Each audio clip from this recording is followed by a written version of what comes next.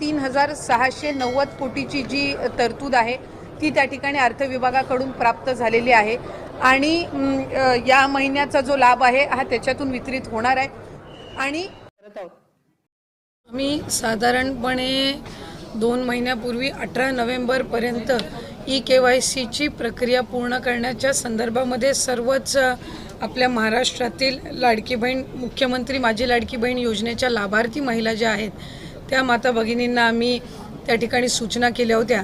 त्यानुसार जवळपास 1,20,00,000पेक्षा अधिक महिलांची KYCची प्रक्रिया 100% पूर्ण झालेली आहे आणि 50 लाखापेक्षा अधिक अशा महिला आहेत ज्यांची साधारणपणे 60-70% ही जी प्रक्रिया आहे ती त्या ठिकाणी पूर्ण झालेली आहे।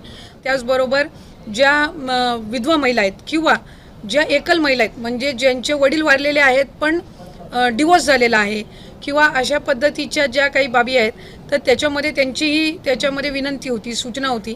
मधल्या कालावधीमध्ये आदरणीय मुख्यमंत्री देवेंद्र फडणवीस साहेब, दोन्ही उपमुख्यमंत्री शिंदे साहेब आणि आदरणीय दादांच्याकडे सुद्धा त्या संदर्भातली चर्चा करण्यात आली आणि 31 डिसेंबरपर्यंत आपण KYC करण्याची मुदत ही वाढवत आहोत।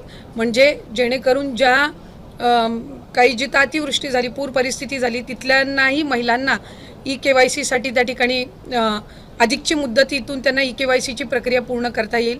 या व्यतिरिक्त मीनवाईल त्या मध्यंतरी त्या कालावधीमध्ये आम्ही वेबसाईटवर पण तशा पद्धतीचं ऑप्शन हे देण्याच्या दृष्टिकोनातून आमचं काम हे सुरू आहे।